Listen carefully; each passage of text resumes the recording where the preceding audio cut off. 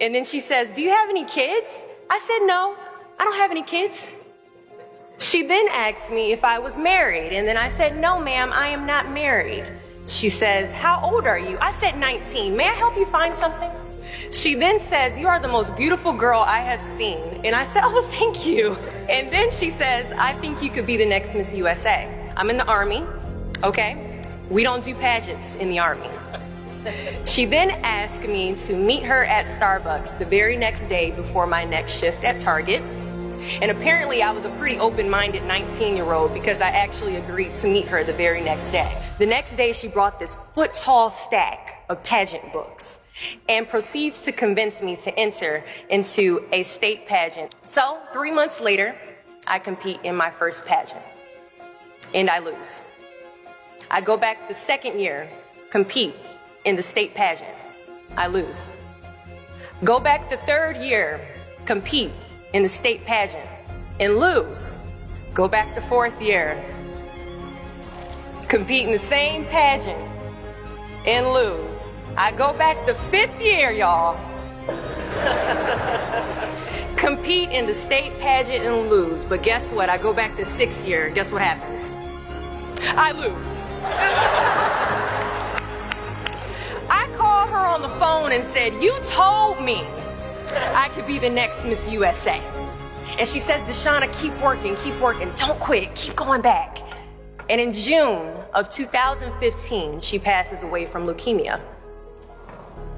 6 months later, in December 2015, I win Miss District of Columbia, USA.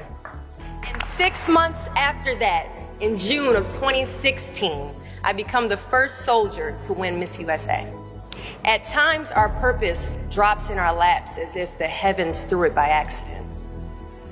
I ask only one thing of you all today after you leave this building.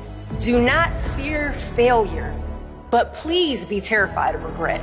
Giving up is the birth of regret. After you walk out this door, you will receive 100 doors shut, slam in your face. You will have 100 moments that will be filled with someone telling you no, or telling you, thank you for your application, but we regret to inform you that we've chosen a different candidate for this job. You will sit in 100 different interviews and you will not get the job.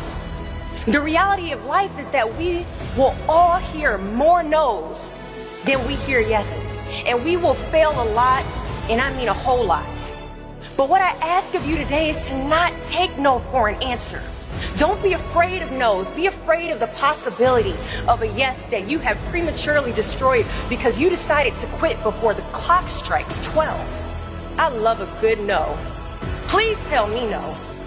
Telling me no is like adding fuel to a fire that is now set ablaze because of your single no.